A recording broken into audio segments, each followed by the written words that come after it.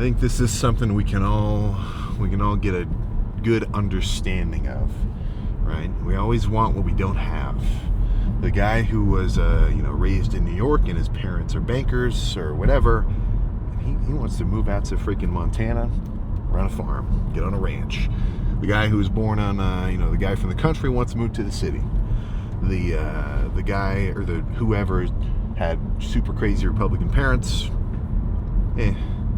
Sometimes political views get passed on, but sometimes it's like, man, screw those guys, and then it's a complete opposite, right? When you're bulked up, you want to be cut.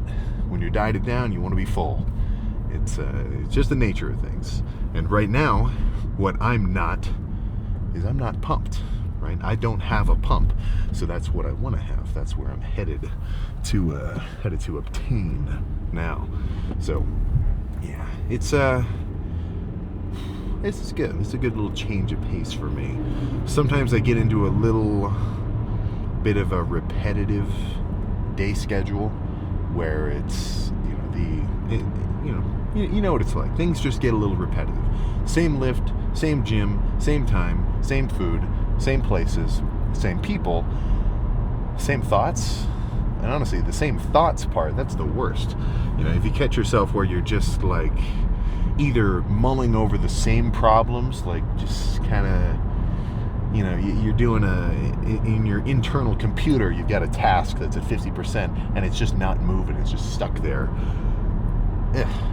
Or it's like you got a bunch of Chrome tabs open all at once and it's slowing your shit down.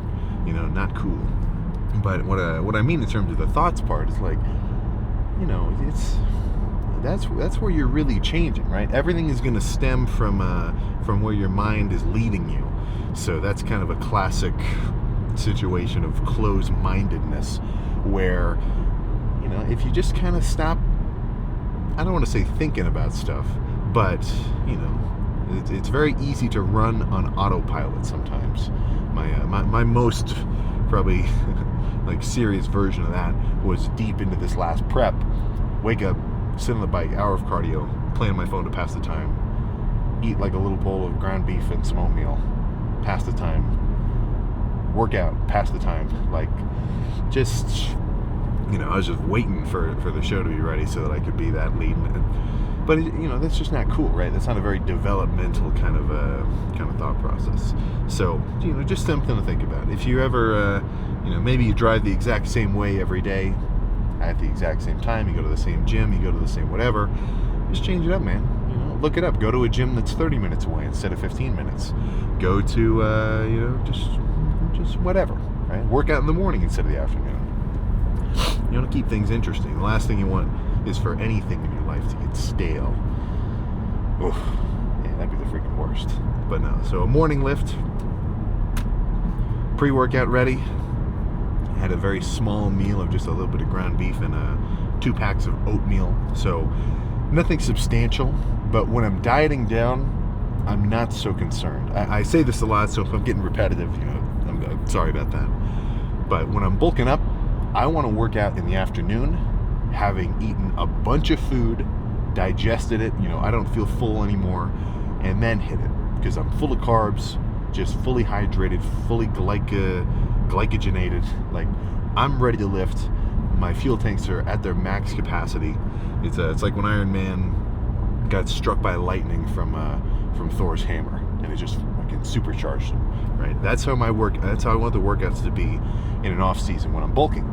But when I'm dieting down, the importance of the workout, in a way, has now kind of swayed, right? Because the goal of an off season is pretty balanced. Well, not balanced. Obviously, you have to do these 2 things very well. Lift super hard, very consistently, which for most of us is pretty standard procedure. That's what we want to do anyway. And eat enough food to facilitate that training and over-facilitate it into growth. And those are pretty much balanced in terms of importance, right? You can't have one without the other, but it's not so one-sided, But dieting down, I'd say it's close to 80%, maybe 80% is a good number, purely outside of the gym, food related. Obviously, cardio is going to improve your situation. But even if someone didn't do cardio, which I'm not recommending at all, and really track their calories well and stuck to their, whatever their calorie limit was for the day and gradually lowered it over the course of weeks to maintain a steady loss of body fat, well, then that guy would still get lean. If the goal of dieting is losing body fat, you almost don't even have to work out.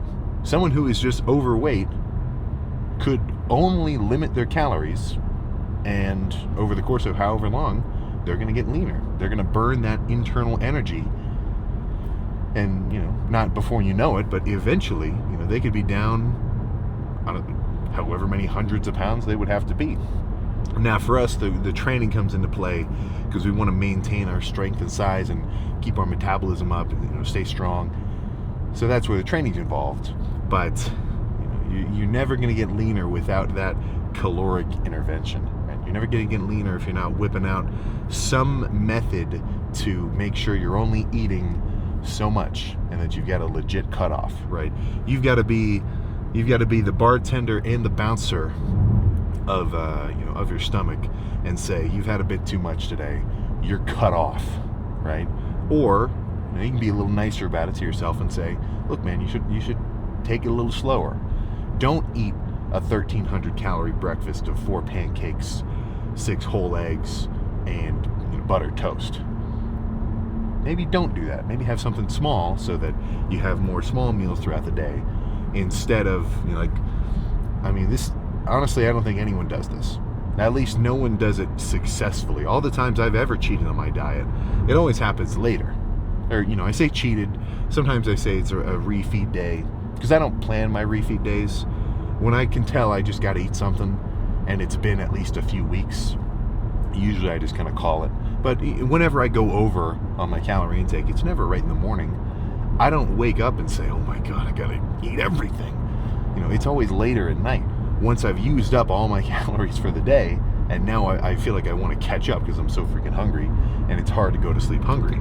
So nobody is eating all their food right in the morning, So if you can have more proportionally or appropriately sized meals throughout the day, you're just setting yourself up for success. But yeah, so the workouts, obviously I want to work out hard, stay big, stay strong, and then a million other reasons why the working out and just stimulus of your structure and cardio actually improves your ability to burn body fat, which it totally does. 2 people, identical situation. One had calorie restriction, one had calorie restriction. With training, we'll have, night and day better results. It's pretty obvious the better answer. So I guess all I'm trying to say there is if you're bulking up, make sure your lifts are nuts. And if you're dieting down, don't be so upset that you're not as crazy pumped as you were when you were bulked. We already know the answer to that. Are you going to be more pumped or less pumped if you eat 150 grams of carbs versus, 1,000 or 800 in that day, right? The answer becomes clear then. But no, I'm starting to feel a little leaner. Like even just waking up, kind of my tests typically, like I'm not one to do calipers. I don't really sit and do like physique check-ins with myself. Like if you have a bodybuilding coach, or if I was trying to watch someone's progress and like intervene and tell them calories or whatever, like basically coach someone, I'd want to see the dude basically every couple days. Maybe every week, honestly, is probably about right. And just standing, no pump, no nothing, same lighting, front shot, side shot, back shot, couple poses, and then that's a good gauge of tracking body loss or body fat loss. For me, I can tell just based on my scale and kind of how I'm looking in the gym. But the only thing I'm really ever look down and test is like just stomach fat pinchability. Like, how separated do I feel my abs are based on that little, chunk of blubber, which is not a ton, of course. So, I'm definitely already on the leaner side, but it gets drastically different over the course of time. Like the mornings of my competitions, or even just like those weeks between them,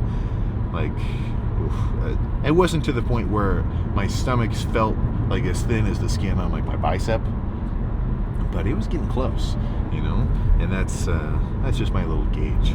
But maybe you've got, maybe you're a heavier dude, you're really bulked up, and you've got a belt.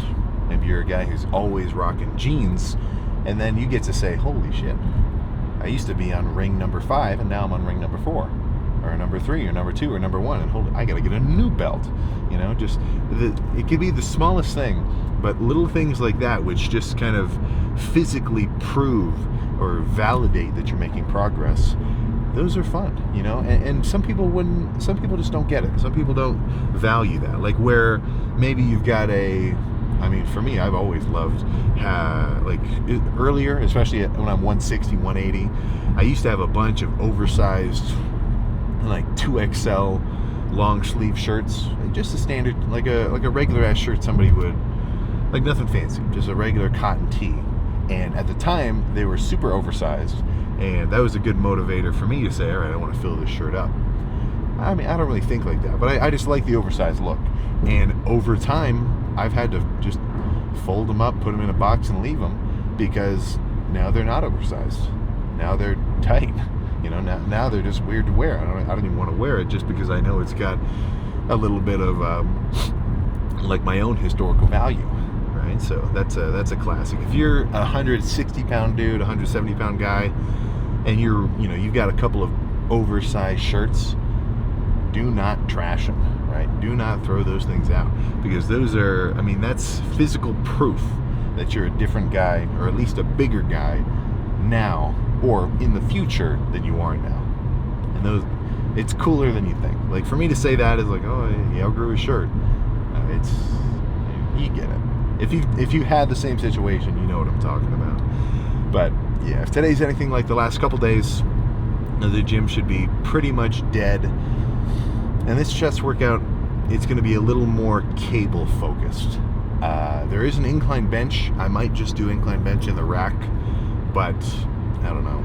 I've kind of been going heavy on bench the last few days, or the last few chest days at least.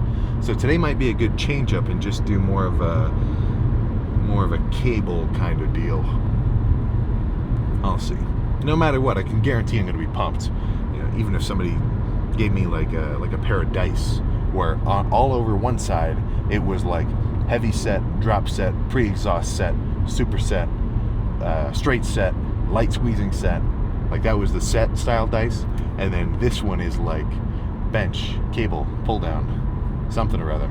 And then every time you finish a set, you roll them, and then the dice decides what to do next. If you're the guy who can bring it on every set no matter what it is, well then you're good, right? That would work totally fine. To the point where that actually seems like it'd be kind of a funny thing to make, because you'd only need a few. Well, I don't know. It gets kind of tricky because some movements require a little more setup. Like if you're doing legs with that setup, leg extension, well, that's pretty easy. You just sit down. But the squats, well, you got to warm up. You got to put plates on. We'll put that idea on the in progress table. We'll put that idea on the in progress box. But yeah, let's just see if anybody's jumping in here and find out just how pumped I can get my chest. So this morning, I'm not sure how much I weigh. I'm getting lower. I'm probably about 240 something. I don't know. I haven't actually gotten on a scale totally fasted, empty stomach for a little while, so I'll see. But yeah, once I cross that 240 barrier, that's where I'm gonna start to feel a little extra. I'm already feeling leaner, but sub 240 pound Sam, at least maintaining as much muscle as possible for me, that's gonna start to, the freak factor will begin to increase, and that's what I want to see. So I think nothing else to say. Let's just go jump in there. All right, no lift off or anything.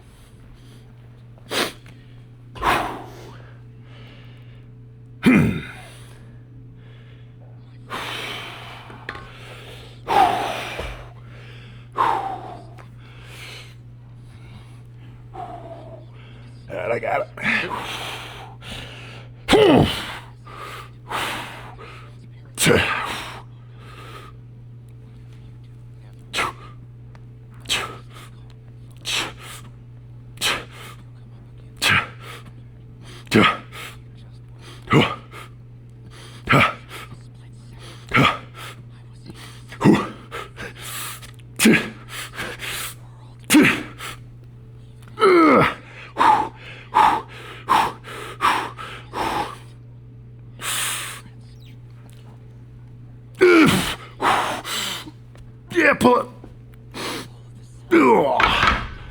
Oh my gosh.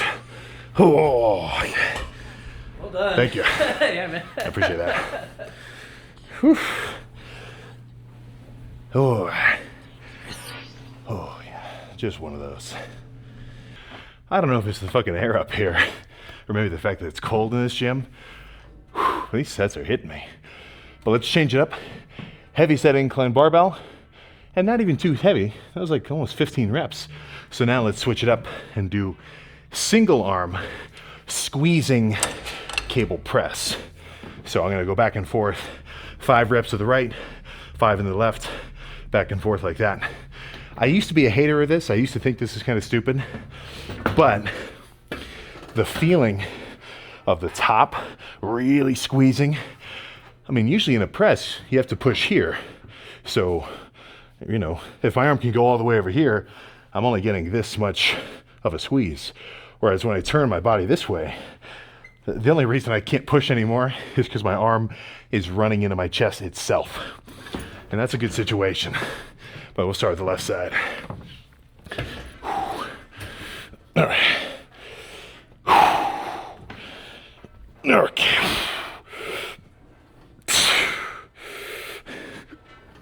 Okay.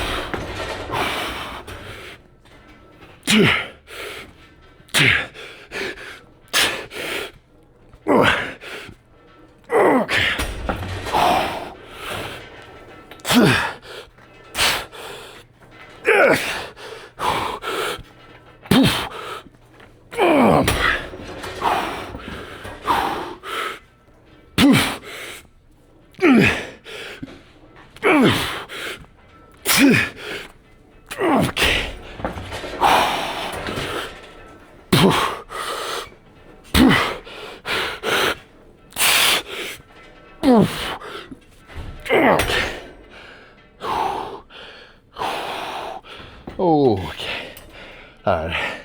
And let's change it up for the next set. But that was good. This is going to be double arm, and I'm going to change it up a little. And in the beginning of the set, I'm going to do half reps. So halfway up, pause, finish, and then burn out with regular until partials.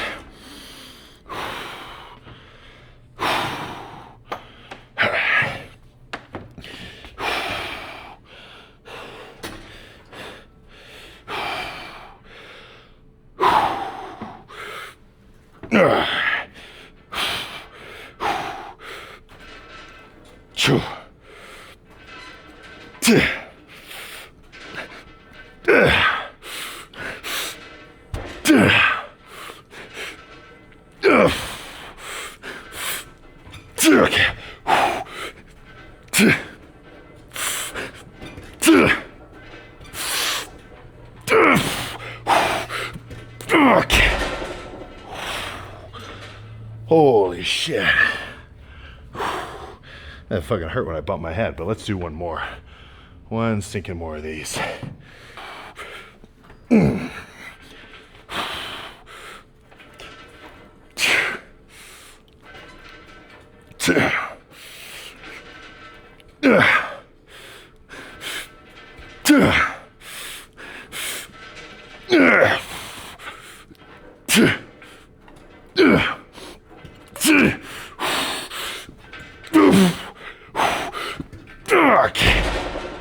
Holy shit.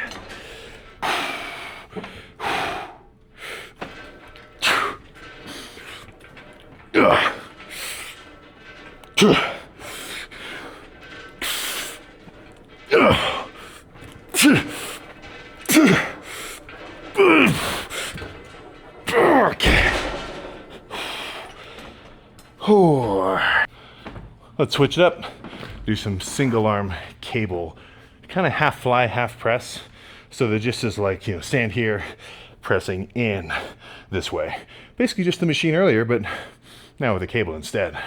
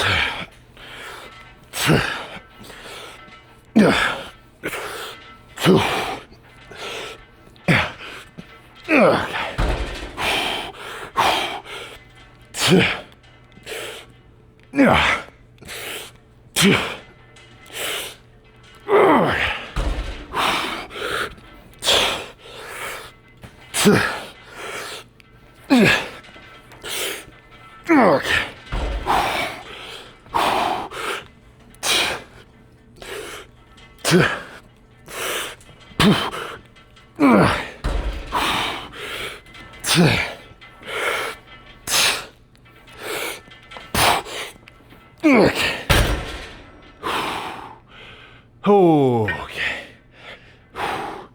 All right. I think I've got a finisher plan. And we can see how pumped we're looking. It's been quite a while since I busted this one out.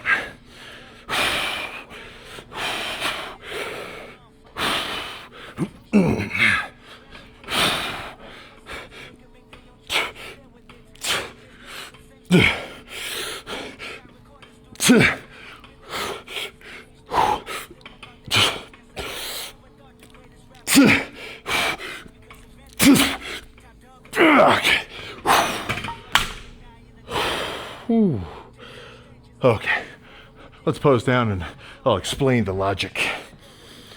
All right. Yeah, so the logic there, people are going to look at that movement and think, is that really even hitting your chest? Where's the stretch? X, Y, Z. And to that I say, yeah, primarily, because I can feel it. So even though it is like this looking action, I'm not thinking push up with my hands, which would be more front delt. I'm really thinking pull my elbows in together. That's what's causing this upward action. So it's not a press up, it's a press in. And since my arms are at an angle here, it turns in to an upward motion, if you see what I'm saying. It's like you're using a jack. Like, sure, you're pushing down, but all the force is getting kind of moved through the system up. But definitely a preference thing. If you try and you don't like it, I'm not going to blame you. We'll just keep it at that. But let's see how we're looking.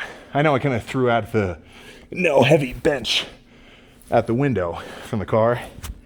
But, hey man, shit. Felt good. Where's the harm? But yeah, just the one though, because I can tell, like, if I overdo it, if I overpress, I really do end up feeling it in my rotator cuffs. At least if I, just kind of go a little bit too much. But one, that's about stinking right. So let's see how we're looking. Just standing, I'm starting to feel decently brolic, but let's actually hit some poses.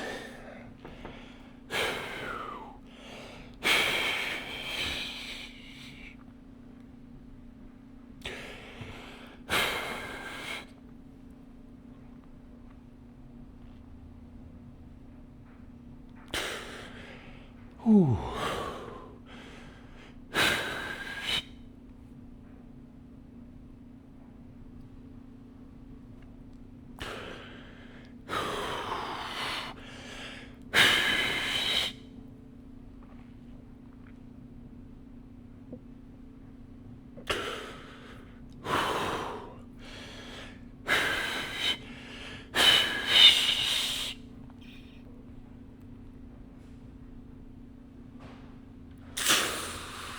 Oh man, yeah, that was solid. I think, I don't know. I think that's probably about right. I don't need a ton of super crazy heavy sets while I'm dieting down. I think a one and done approach is probably feasible. Because in my mind, I'm thinking, okay, if I do 5 sets of 3 plates or 5 sets of however much I could do, I probably couldn't do 5 in a row. I'd have to drop it to like at least 275 for the last one. But if I did a ton of that, I think that would wear into my shoulders a bit more. I mean, obviously would wear into them more than just the one. So it's like a cost-benefit analysis.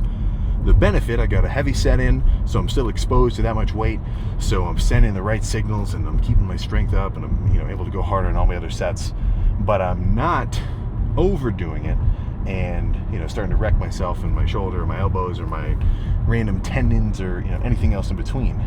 So yeah, I think that's a good balance. When I'm bulked up full of food, it's a bit more 50-50, heavy ones and light squeezing ones. Now that I'm dieting down, I'm thinking a little more 80-20, 80% regular, moderate weight stuff, and then 20% of that more just, craziness. But even then, is a 14 rep set crazy? Those. I mean, how many of those were in a row? 10, if not close. So then it begs the question, like, obviously, 3 plates is a cool number, so we kind of always jump to that conclusion of like that's a heavy set.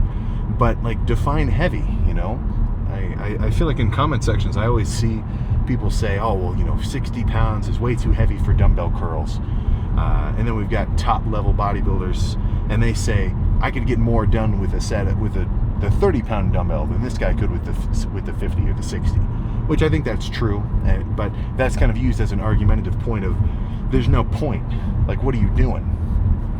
And I think in a way it might stem from like some maybe good-natured comment, but I think if you watch somebody do the 70s or like the whatever, and it was more than what this guy could do, and in a way he was upset about that, then he might say like, hey, you shouldn't do that, motivated just by his internal, I can't do that, but I don't think that's most of it. I think that's just an angle to think about. But it's like, what is too heavy? We're always talking ego lifting. If those reps were like a third of the range of motion and I was just bouncing around at the bottom, yeah, I think you'd have a good argument there. That's too much, or I was just doing it in a weird way. Or if like I could only get 3 and then I had to have the guy pull the 4th one off me, well then yeah, that's probably too heavy too. But 14 reps, that's pretty moderate. I don't feel like I'm going to explode if I do a set of squats with a weight that I could get 14 reps of.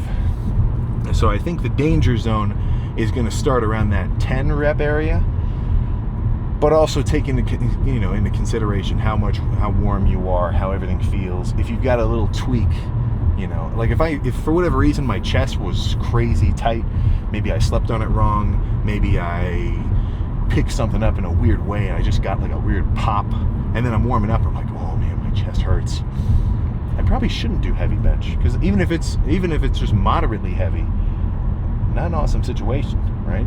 I mean, it's not as though there aren't, at least on occasion, signs that something might happen. Like imagine a video recorded like the movie Final Destination, where it's like a guy walks into the gym and then it does a quick slow motion zoom in and he's feeling his chest, he's like, oh, and then he goes to warm up and they do another action zoom in and he goes, oh, and then it cuts to the climax, or to the climax of the scene, and he unracks X and then he hurts himself. Like, it's classic. So the fact that it's classic, I think, means it can be avoided. And that's out of all my goals. I mean, I've got goals, but probably one of my most prominent day-by-day goals is never hurt a muscle again. Never. I mean, and by hurt, I mean like really hurt. If I finish a set of something and I'm like, ooh, that's a little tight, or like if I do squats and my hamstring's a little tight or something, that doesn't count. I'm talking like a pull, like a muscular tear or a tendon something. That's one of my biggest goals. Do not do that ever again. And I've been pretty good about it. It's been a while since I really hurt myself, and I want to keep that streak up. Like I should go back and find the most recent injury and then count the days and put a counter in the gym, days since last days since last injury. If it's not lifting related, I guess what are you going to do? You can't predict that. But at least in the gym, I don't want to ever do that again. As long as I can help it, Now, if it's a freak accident, I guess what are you going to do? That's life.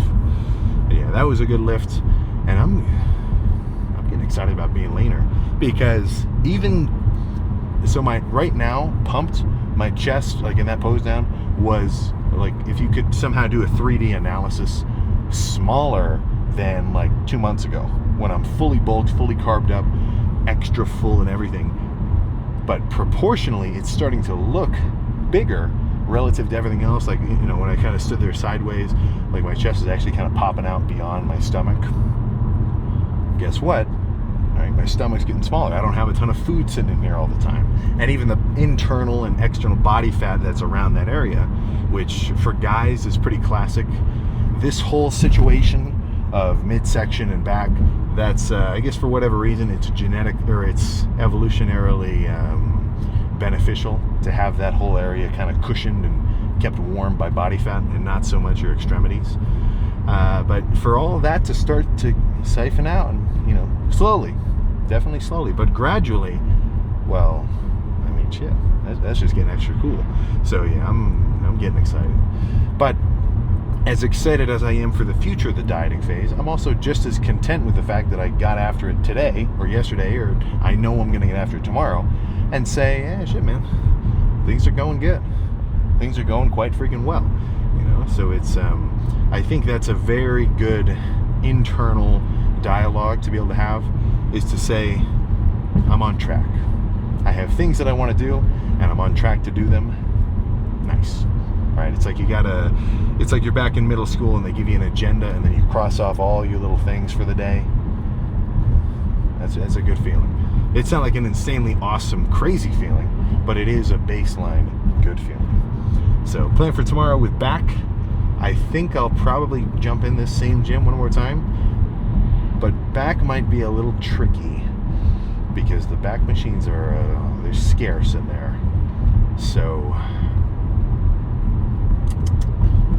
yeah, we'll see. I think the only other closest gym is like an hour and a half away, so that's a little crazy. That probably isn't going to happen.